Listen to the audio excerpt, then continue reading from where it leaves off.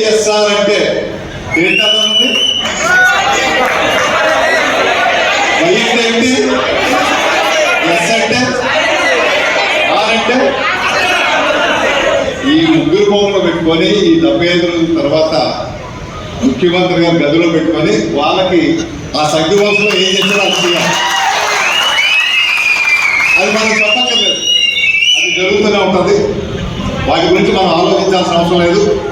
సభ్య సమాజంలో ఇటువంటి సంస్కారహీనమైనటువంటి చర్య బహుశా స్వతంత్ర భారతదేశంలో ఎప్పుడు జరిగి ఉంటుంది. అక్కడ కూడా అందరూ కూడా ఖండించాల్సినటువంటిది. రాజకీయంగా విభేదాలు ఉంటాయి, సిద్ధాంతపరంగా విభేదాలు ఉంటాయి. సిద్ధాంతపరంగా పోరాటం చేయండి, రాజకీయ పరంగా పోరాటం చేయండి, కానీ ఈ రకంగా చేయడం అన్నది ఒక సొంత పార్టీ ఎంపీనే జైల్లో పెట్టి కాళ్ళు ఎదుర్కొట్టే విధంగా చేశారంటే ఈ పరిపాలన ఏమనాలి? నేను బ్రిటిష్ పరిపాలన కూడా తక్కువనే అంటున్నాను. ఇంకా అధికారంలో ఉన్న వాళ్ళు అంత చేయలేదు. వాళ్ళు ఏదో అన్నవాళ్ళు పంపించారు, అక్కడ పంపించారు, ఇక్కడ పంపించారు.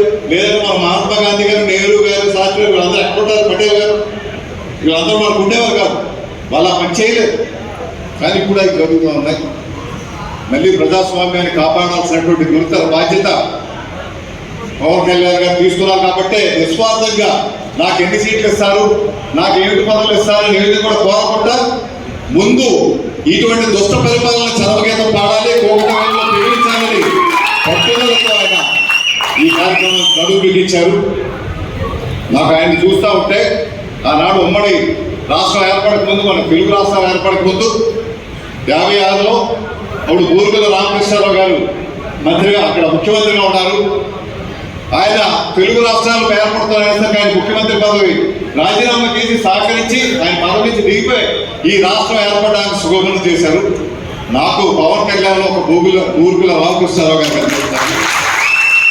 ఎందుకంటే రాష్ట్రం గురించి త్యాగం చేసిన మనుషులు. అదేవిధంగా ఒక టంగుటూరు ప్రకాశం బదులు ఆ రోజు సైబర్ కమిషన్ చొక్కా ఇప్పి కాల్చరా తెల్లవడా అని చెప్పి ముందు వెళ్ళి పోరాటం చేసినటువంటి ప్రకాశం పంతులు గారిని చూసాం. మళ్ళీ పవన్ కళ్యాణ్ గారిలో ఒక ప్రకాశం పంతులు గారిని చూస్తున్నాం. ఇటువంటి వ్యక్తులు నిస్వార్థంగా ప్రజా సంక్షేమానికి, ఈ రాష్ట్ర అభివృద్ధికి, రాష్ట్రం విడిపోయినప్పుడు చాలా బాధపడ్డాం. ఈ రాష్ట్రం విడిపోయిందే, అయ్యో అభివృద్ధి చెందినటువంటి ఆ ప్రాంతాన్ని మన రాష్ట్రం నుంచి పోతా ఉంది, చాలా బాధపడ్డాం. మన ఆదాయం తగ్గిపోతా ఉంది, పరిశ్రమలు లేవు, ఏ రకంగా కాపాడుకోవాలని. కానీ ఈ 5 సంవత్సరాల పరిపాలన చూశాక అప్పుడు జరిగింది మనకు 5% మాత్రమే. 95% ఇప్పుడు ఈ ముఖ్యమంత్రి, ఈ ప్రభుత్వ హయాంలోనే మన రాష్ట్రం నష్టపోయింది, రాష్ట్ర ప్రజలు నష్టపోయారు, రాష్ట్ర యువత నష్టపోయింది. మన రాష్ట్రం పురోభివృద్ధి సాధించాలన్నా, మంచి ఉద్యోగ అవకాశాలు వచ్చి, పరిశ్రమలు వచ్చి, సర్వతోముఖాభివృద్ధిగా రాష్ట్రం ముందుకు వెళ్ళాలంటే పవన్ కళ్యాణ్ గారి నాయకత్వం ఈ రాష్ట్రానికి అవసరం. కాబట్టి నేను మద్దతు ఇవ్వడం జరిగింది. కలిసి పోరాటం చేద్దామనేసి వారితో కలిసి ప్రయాణించడానికి సిద్ధపడటం జరిగింది. దీనికి అందరూ కూడా నేను మీ గురించి త్యాగాలు చేయాలనో కష్టపడాలని చెప్పాల్సిన అవసరం లేదు. ఎందుకంటే నాకంటే ముందు 10 సంవత్సరాల నుంచి మీరు చేస్తుంది అది. కేవలం ఉడతా భక్తిగా నేను కూడా మీతో ఉన్నానని చెప్పి అప్పుడు శ్రీరామచంద్రుడికి ఏ రకంగా ఉడతా తను వచ్చి సహాయం చేస్తుందో అలాగే నేను ఉంటాను. తప్పితే నా వల్ల కాదు, మీ అందరి వల్ల, మనందరి వల్ల జరిగే కార్యక్రమం ఇది. మనం వచ్చే ఎన్నికల్లో ఇంకోటి కూడా ఆలోచిస్తూ ఉన్నారు ఇప్పుడు పవన్ కళ్యాణ్ గారు.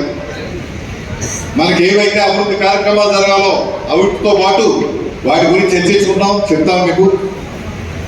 ముందుగా మనం తీసుకోవాల్సింది 10 సంవత్సరాలు నిస్వార్థంగా ఏవైతే త్యాగాలు చేసి నిరంతరం పవన్ కళ్యాణ్ గారి నాయకత్వంలో జనసేనతో జన సైనికులుగా కొనసాగుతున్నారో మిమ్మల్ని ఒక నిర్దిష్టమైనటువంటి మార్గంలో నడిపించి మీకు మంచి భవిష్యత్తు ఇవ్వాలి, మిమ్మల్ని నాయకులుగా చేయాలనేటువంటి తపనతో పవన్ కళ్యాణ్ గారు. దానికి ఉదాహరణ నేను చూశారు. రిపబ్లిక్ డే రోజున ఏమైనా ఆయన సందేశం ఇచ్చారో చూశారు. ఆయన సందేశంతో ఒక సారాంశం, రేపు ఎమ్మెల్యే ఎంపీ టికెట్ ఎవరికి ఇస్తారన్నది పక్కకు పెట్టండి, వారికంటే ముందు జన సైనికులకి నాయకులు చేయాలనేటువంటి ఆలోచనతో ఆయన కార్యక్రమం చేస్తున్నారు. ఈరోజు మిత్రపక్షంతో కొత్త ఏర్పడేటప్పుడు ముందుగా మన జన సైనికుల భవిష్యత్తు నిర్ణయించి తర్వాత ఎమ్మెల్యే ఎంపీలు నిర్ణయించాలి. దానికి వారు చేసేది ఏంటంటే గ్రామ స్థాయి నుంచి ఏవైతే పంచాయతీలు ఉన్నాయో పంచాయతీ స్థాయి, పంచాయతీలు, వార్డు మెంబర్లు, అదేవిధంగా జెడ్పీటీసీలు సుమారుగా మన రాష్ట్రంలో 640 జెడ్పీటీసీలు ఉన్నాయి. అదేవిధంగా మనకి ఎంపీటీసీలు సుమారు 10,060-70 ఉన్నాయి. అదేవిధంగా మనకి మున్సిపాలిటీ చూస్తే సుమారు 1820 మున్సిపల్ కౌన్సిల్స్ ఉన్నారు, 725 కార్పొరేటర్స్ ఉన్నారు. అదేవిధంగా మనకి నగర పంచాయతీస్ ఏవైతే 548 నగర పంచాయతీలు ఉన్నాయి. వీటన్నింటిలో కూడా కింద స్థాయి నుంచి ఎమ్మెల్సీలోనూ వచ్చే రాజ్యసభ సభ్యత్వాల్లోనూ అన్నింటిలోనూ కూడా మన జాయింట్ స్థాయికి 30% వాటా ఉండాలనేటువంటి ఒక కార్యక్రమం చేస్తా ఉన్నారు. ఈ 10,000 ఎంపీటీసీలు అయితే అందులో 3,000 మంది ఎంపీటీసీలు మనం పోటీ చేసే అవకాశం వస్తుంది. అంటే ఆయన ఎంత దూరదృష్టితో వచ్చి కార్యక్రమం జరుగుతుందో ముందు అది ప్రకటించాక ఎమ్మెల్యేలు ఎంపీలు అన్నది తర్వాత వస్తుంది. ఎందుకంటే 30% కంపల్సరీ ఉండి తీరాలి. ఎందుకంటే మీకు త్యాగానికి అనుగుణంగా వారి ఆలోచన విధానం కింద గ్రామ స్థాయి నుంచి కూడా అమలు జరగాలంటే మన పంచాయతీ వార్డు మెంబర్ నుంచి మీద రాజ్యసభ వరకు మన పార్టీకి సంబంధించిన జన సైనికులు ఉన్నప్పుడే అది న్యాయం జరుగుతుంది. కాబట్టి 30% తప్పనిసరిగా ఉండాలనేది మేమైతే గౌరవం అయింది. మీరేమి అడగరు.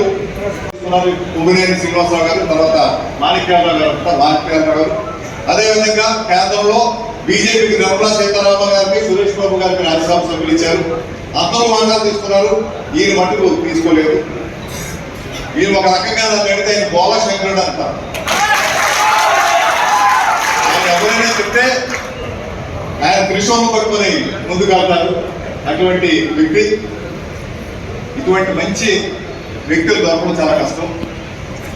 ఆయన నిజంగా చిరంజీవి గారు అయితే ఆయన చాలా పీక్స్కి వెళ్ళిపోయాక ఒక సూపర్ స్టార్ గా దేశ ప్రఖ్యాతి కాల్చి అంతర్జాతీయ ఖ్యాతి చెందాక రాజకీయానికి వచ్చారు. అదే ఎన్టీ రామారావు కూడా చాలా పీక్స్కి వెళ్ళాక వచ్చారు. కానీ పవన్ కళ్యాణ్ గారు ఆయన మీదకి ఎదుగుతున్నటువంటి టైంలోనే ప్రజా జీవితానికి వచ్చేసారు. అవన్నీ వదిలిపెట్టుకోలేదు. నిజంగా మనం ఇంకో చిరంజీవి తీసుకుంటామని, ఇంకో ఎన్టీ రామారావు తీసుకుంటామని ఆయన నిజంగా సినీ ఫీల్డ్లో ఉండుంటే ఈ రోజు ఏవైతే ఆస్కార్ అవార్డు ఇవన్నీ వస్తున్నాయి అవన్నీ పవన్ కళ్యాణ్ గారు కూర్చుంటారు. అవన్నీ త్యాగం చేసి వదిలిపెట్టి ఈరోజు ప్రజాక్షేత్రంలోకి వచ్చారు. అటువంటి వ్యక్తికి మన మానసికంగా, నైతికంగా, శారీరకంగా మన మద్దతు తెలియపరచాల్సినటువంటి అవసరం